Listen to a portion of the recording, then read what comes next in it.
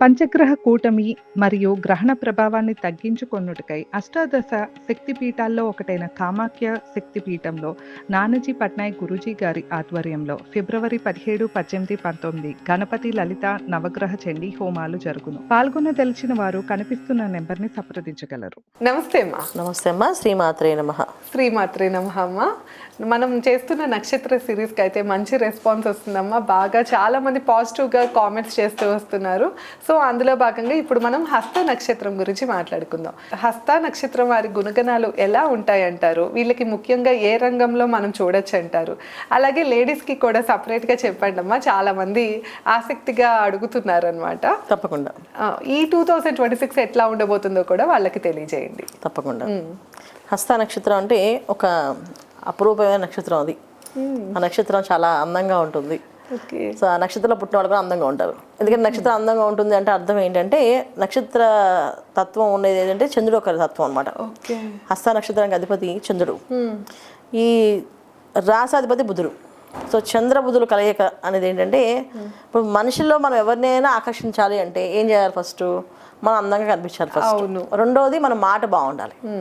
ఒకటి మాటలతో చక్కగా వాళ్ళతో మాట్లాడుతుంటే బాగా చాలా సౌమ్యంగా వినసొంపుగా ఉంది, మాటలు వింటూ ఉండాలి అనిపించే తత్వం ఉంటుంది. మనుషుల స్వభావం చూడగానే ఒక అమ్మవారు స్వరూపం కనిపిస్తారు, అయితే బాగున్నారండి, మిమ్మల్ని చూస్తే కొంచెం ప్లెజెంట్గా కనిపిస్తున్నారు అని చెప్పే తత్వం కనిపిస్తుంది. ఇది హస్త నక్షత్రంలో అమ్మాయిలకు ఎక్కువగా అదృష్టం. లక్ష్మీదేవిలా ఉన్నారని, అమ్మవారిలా కనిపిస్తున్నారని, చక్కగా ఉన్నారని, అందంగా కనిపిస్తున్నారని చెప్పే లక్షణాలు ఎక్కువ కాంప్లిమెంట్స్ అన్ని హస్త నక్షత్రం అమ్మాయిలకు వస్తాయి. అంటే ఈ హస్త నక్షత్రంలో వీళ్ళకి ఏవో ఒక సిమ్టమ్స్ అంటే మొక్క కవలికల్లో కొంతమంది కళ్ళు చాలా అందంగా కనిపిస్తాయి, ఆకర్షణీయంగా ఉంటాయి కళ్ళు చూస్తే. కొంతమందికి నవ్వు చాలా బాగుంటుంది. కొంతమంది ముఖమే ముద్దుగా కనిపిస్తాయి. చిన్నపిల్ల మొహం అమ్మవారు, చిన్న బాలస్వరూపం అమ్మవారు ఉంటుందా ఆ రూపంలో కనిపిస్తుంటారు. సో అందుకే హస్త నక్షత్రంలో అమ్మాయిలు చాలా ఒబీడియంట్గా ఉంటారు, ముద్దుగా ఉంటారు. బయట వాళ్ళకి మహాలక్ష్మిలా కనిపిస్తారు, కానీ ఇంట్లో వాళ్ళకి మాత్రం కొంచెం టార్చర్ పెట్టేస్తారు అమ్మాయిలు. వాళ్ళు విధంగా ఇంట్లో వాళ్ళకి మాత్రం కొంచెం రఫ్ అండ్ టఫ్ ఉంటారు వాళ్ళు. ఇంట్లో కొంచెం రాక్షసులు, బయట వాళ్ళు మంచివాళ్ళు. అది బయట సేవతత్వం, సమాజతత్వం అన్ని బాగుంటాయి. అబ్బాయిల విషయంలోకి వచ్చినప్పటికి ఏమిటంటే చాలా మంది అబ్బాయిలు చాలా టెక్నికల్గా బాగా డెవలప్ అవుతారు. వీళ్ళు మార్కెటింగ్, డిజిటల్ వీటిల్లో బాగా డెవలప్మెంట్స్ ఉంటాయి వీళ్ళకి. అకౌంట్స్లో వీటిల్లో వీళ్ళు బాగా మాట్లాడగలుగుతారు. సో వీళ్ళు వెళ్ళి ఏదైనా డీల్ చేశారు అంటే అది సక్సెస్ అయిపోతుంది అనమాట. సో ఆ విధంగా సక్సెస్ అయ్యే అవకాశాలు ఎక్కువగా ఉంటాయి. సో చాలా మంది మనకి ఈ నక్షత్రంలో పుట్టిన గుణగణాలు మనం చూసుకుంటే, లక్షణాలు ఇలా పెడితే చదువుల్లో వచ్చినప్పుడు చదువులు చాలా మంది తక్కువ ఉంటాయి, ఎడ్యుకేషన్ చాలా తక్కువ ఉంటుంది. ఎవరో మనం బాగా చదివారు, హయ్యర్ ఎడ్యుకేషన్స్ అనేది మనం వేడవి లెక్క పెట్టచ్చు. ఒక 10% హయ్యర్ ఎడ్యుకేషన్స్, అన్నీ నార్మల్ ఎడ్యుకేషన్స్. అంటే ఏంటంటే intermediate, degree discontinue, degree complete అలాగే ఉంటాయి. మరి పిహెచ్డి దాకా లెవెల్ దాకా వెళ్ళేది చాలా తక్కువ మంది. Rare combinations. 100% ఉండరని చెప్పను, కానీ కొంతమంది ఉంటారు, రేర్గా ఉంటారు. అది యోగం, లగ్నాలకి యోగ కారకులు అయి ఉంటే వీళ్ళకి అదృష్టమైన యోగాలు ఉంటాయి. అదర్వైజ్ వీళ్ళందరికీ నార్మల్ చదువుల స్థాయిలో ఉంటారు. వీళ్ళు ఎవరెవరు ఏ రంగంలో అంటే వీళ్ళ మాట చాలా చాలా బాగుంటుంది కదా, అందుకే వీళ్ళు చాలామంది మిమిక్రీలు, మాయాజరాలు, ఆ తర్వాత తాంత్రిక విద్యలు, ఇవన్నిటి మీద ఎక్కువగా వీళ్ళకి రాణింపు, గుర్తింపు ఉంటుంది. లేడీస్ అయినా జెంట్స్ అయినా లేడీస్ అయినా. సో లేడీస్ కూడా ఒక పంతం పట్టుకొని ఒక తాంత్రిక మంత్రాన్ని చేస్తే వాళ్ళకి అది సిద్ధిస్తుంది, త్వరగా కనెక్ట్ అయిపోతుంది. ఆ కనెక్షన్ బాగుంటుంది వాళ్ళకి. సో ఆ విషయంలో వీళ్ళు చాలా మంచి, వీళ్ళు చెప్తే పనులు అయిపోవడం ఎదుటి వాళ్ళకి. ఇక నేను ఇప్పుడు నీకు ఒక విషయం చెప్తాను, రేపు నీకు పొద్దున కల్లా ఆ పని అయిపోద్ది అంటే నిజంగా అయిపోవడం, అవి జరిగే అవకాశాలు ఎక్కువగా ఉంటాయి. అంటే ఇక్కడ నిస్వార్థంగా చేసే పనులకి ఎక్కువగా ప్రయారిటీ. మన సెల్ఫీగా మనం అదేదో నాకు శక్తి ఉంది కనుక నేను ఈ శక్తిని వాడతానంటే అది మళ్ళీ డిఫరెంట్. అయితే వీళ్ళకి ఆ లక్షణాలు ఉంటాయి. హస్త నక్షత్రం పుట్టిన వాళ్ళకి సహజంగా తత్వాలు ఉండే లక్షణాలు ఏంటంటే వాళ్ళు ఏదైనా చెప్తే ఎదుటి వాళ్ళకి అయ్యేట్టుగా జరిగే అవకాశాలు ఉంటాయి, వాళ్ళు మనస్ఫూర్తిగా చెప్తే బాగుంటుంది. ఇది నక్షత్రం వాళ్ళకి. ఇది వీళ్ళు గుణగణాలు. అబ్బాయిలు అయినా అమ్మాయిలు అయినా. అబ్బాయిలు ఎక్కువ డబ్బింగ్ ఆర్టిస్టులు, మిమిక్రీ ఆర్టిస్టులు, తర్వాత అడ్వకేట్స్, తర్వాత హెచ్ఆర్స్గా వీటిలో పనిచేస్తుంటారు, ఈ రంగాల్లో పనిచేస్తారు.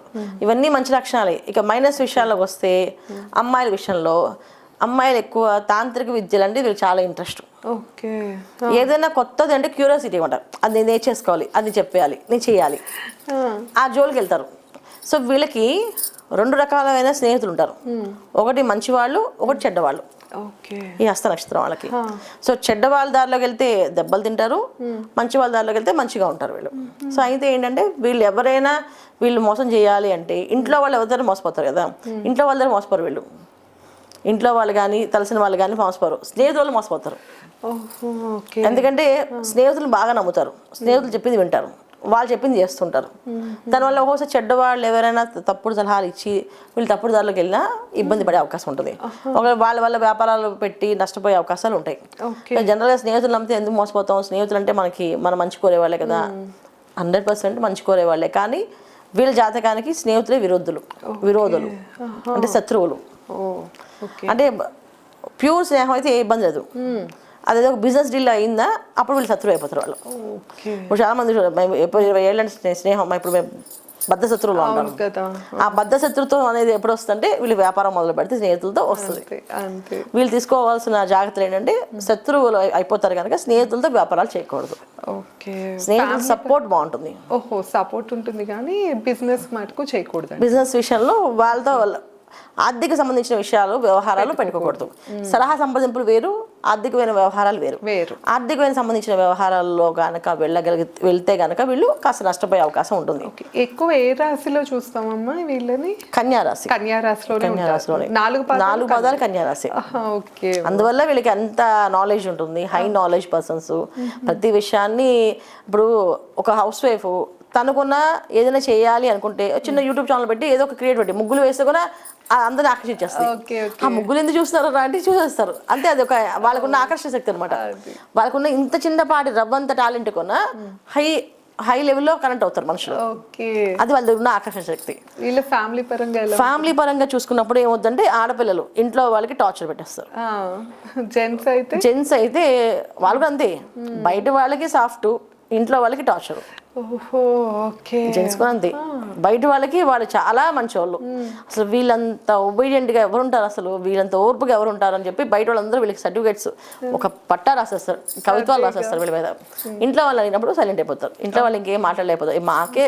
మేమే రాంగ్ ఏమో, ఒకవేళ అందరూ మంచి చదువు మాకెందుకు అర్థం కావట్లేదు అని ఫీలింగ్ అన్నది ఏర్పడుతుంది వాళ్ళకి. ఎక్కువ ఏ రంగాల్లో చూస్తాము వీళ్ళని?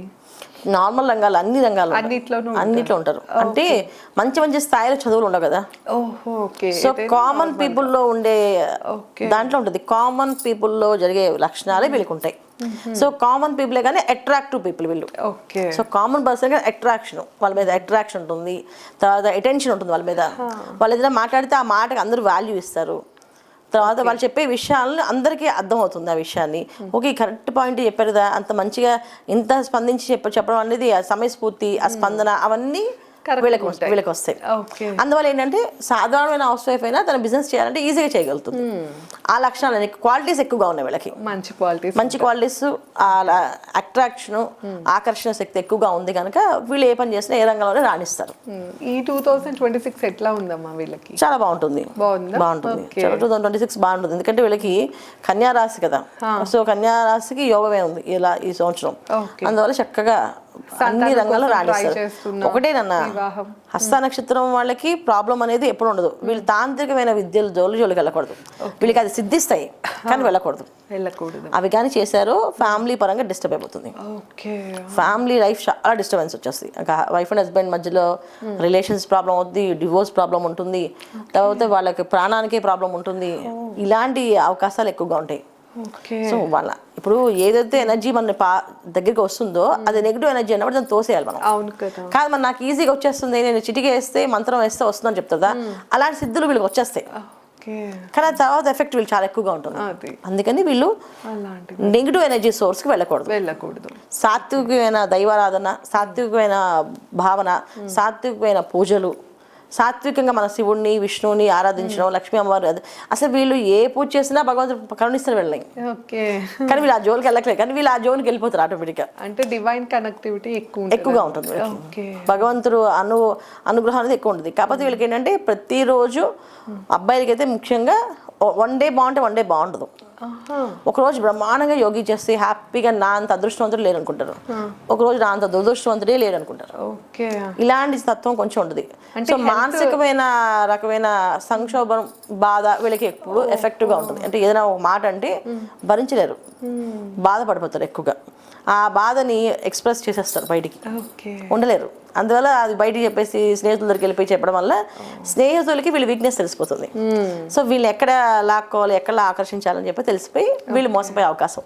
స్నేహితుల వల్ల ఎందుకు మోసపోతారంటే ఈ ప్రాబ్లం వల్ల మోసపోతారు. అన్ని విషయాలు చెప్పుకోవడం వల్ల వాళ్ళు ఎక్కడ వీళ్ళని చేయాలో దాని అందరూ స్నేహితులు అంటే స్నేహంగా ఉంటారు కదా, పవిత్రంగా ఉంటారు కదా.